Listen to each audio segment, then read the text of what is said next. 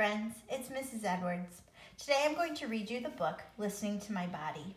This week we're making connections to books, thinking about how what we're reading connects or matches up with our own lives. I'm thinking you'll find some connections to feelings you've had before in this book. This book has awesome strategies for listening to your body. When I say, let's practice, I'll share the strategy and you can pause the video and try it. I'm so glad to be sharing this book with you. Listening to My Body by Gabby Garcia. Listening to My Body, a guide to helping kids understand the connection between sensation, what the heck are those, and feelings so that they can get better at figuring out what they need. My body is my friend. It tells me lots of things. I yawn when I am tired. My stomach growls to let me know I'm hungry. And sometimes I get goosebumps when I'm cold. This happens on its own without me doing anything. I may not even notice it's happening, but I can start paying attention to my body, and so can you. Let's practice. Look closely at the palm of your hand. Trace the lines on the palm of your hand slowly with your finger. When you finish, switch hands. How did that feel?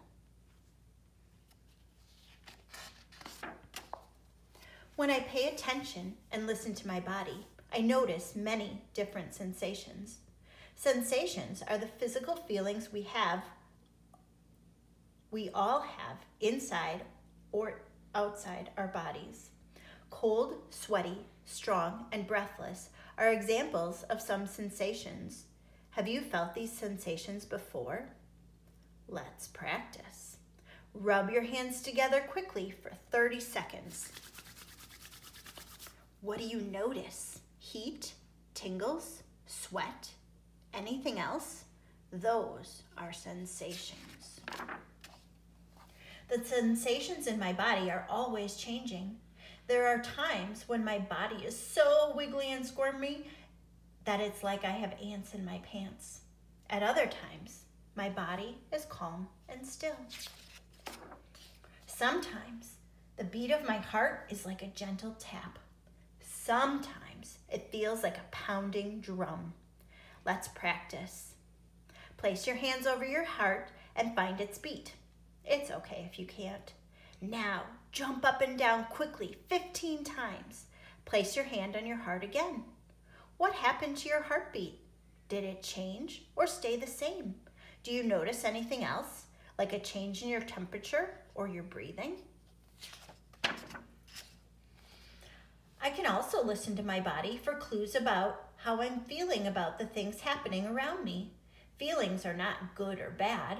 They're something we all experience. Curious, proud, grumpy, and scared are a few feelings we all have. What other feelings can you name? What I've learned from listening to my body is that sensations and feelings go together. I noticed this when I got to ride on a roller coaster for the first time. I was super excited that I was finally tall enough to ride it, but I also felt nervous as I climbed on board. My belly felt squishy and fluttery. My mom calls this having butterflies in your stomach, but I thought it felt more like a kitty chasing ping pong balls in there. What sensations do you notice when you're excited or nervous? When I got off the roller coaster, I was buzzing and tingly all over. My eyes were like saucers and I had a smile plastered on my face. I felt awesome. Let's practice. Place your hand on your belly and take 10 deep breaths. Notice your belly as it moves in and out with each breath. How does your belly feel? Soft? Relaxed? Tight? Something else? Sometimes when I'm sad, I get a lump in my throat that makes it hard to talk or breathe. Soon, warm tears roll down my face, and I may start to cry harder. Crying makes me feel better. So do hugs. We all feel sad at times. What do you need when you're sad? Let's practice. Wrap your arms around yourself and give yourself a gentle hug. Move your hands up and down your arms. Squeeze a little tighter and find what feels best for you. Do you like a tight hug or a gentle squeeze? My mom once explained to me that sensations and feelings are like the waves of an ocean. Some come crashing in while others roll in gently, and they always come and go. We can't stop the waves from coming, but we can pay attention to them so they don't knock us over. Sometimes my skin gets burning hot and my jaw and fists feel hard as rocks. That happened to my body the last time I got really angry at my sister. She had just destroyed the puzzle I was working on all afternoon. I stomped my feet and slammed the door, but I really wanted to kick it. But then I remembered to take deep breaths and blow out through my lips like a horse. And it didn't even take that long for my jaw and hands to relax and for my skin to cool down. The angry feeling and sensations faded away. Blowing horse lips even made me feel a little silly, and it tickled. I decided to put the puzzle on the table so that my sister couldn't reach it. Let's practice. Close your mouth so that your lips touch gently. Inhale through your nose and blow a strong puff of air through your mouth so that your lips flap like a horse's. Try that a couple times. What do you notice? How do your lips and jaws feel? Sometimes I get overwhelmed and need help from a grown-up. On the first day of school, I woke up super early because I couldn't stop thinking about what my new class would be like. My stomach felt like it was tied in knots, so I didn't eat breakfast.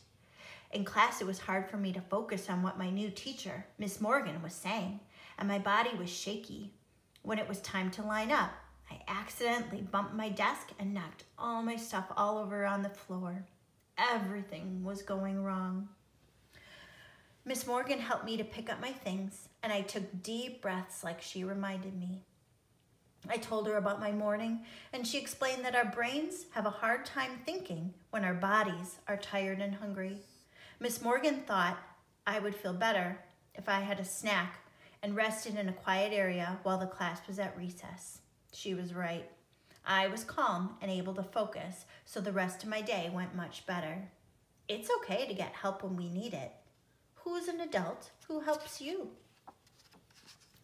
At other times when I'm upset, I can figure out what I need on my own by listening to my body. I can pay attention to my breathing, my heartbeat, my temperature of my skin, or any other sensation. Am I hungry or thirsty? Tired or full of energy? Is my belly tense and tight or soft and relaxed? These are just some of the questions I can ask myself. I can also try to name my feelings. Do I feel peaceful or playful, confused or frustrated, hurt or cranky? There are many different ways I may be feeling, and they are all okay. Listening to my body and naming what I feel takes practice, but it helps me figure out what I need. Do I need to have a snack, drink some water, or get some rest?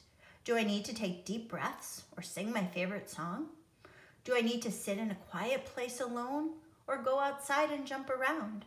I can color or draw, dance, cuddle with my dog, or hang around someone I love. These are things that I do that help me feel calm, happy, or peaceful. Everybody is different, so you get to decide what feels best for you. The more I practice listening to my body, the better I get at responding with care and kindness for myself. I can get better at listening to my body, and so can you. Let's practice. Listen to your body. Do you want to sit down or stand up? Do you want to be still or move around? Would you like to wiggle and jiggle, hop or dance? It's your body, so you get to decide. Move in a way that feels good to you.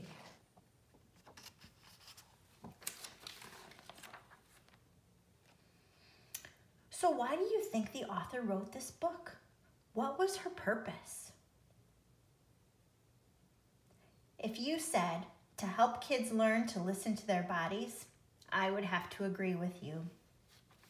If you like the idea of exploring your sensations and feelings, there's a link that you can look at for more activities. Have a wonderful day, first graders. Bye-bye.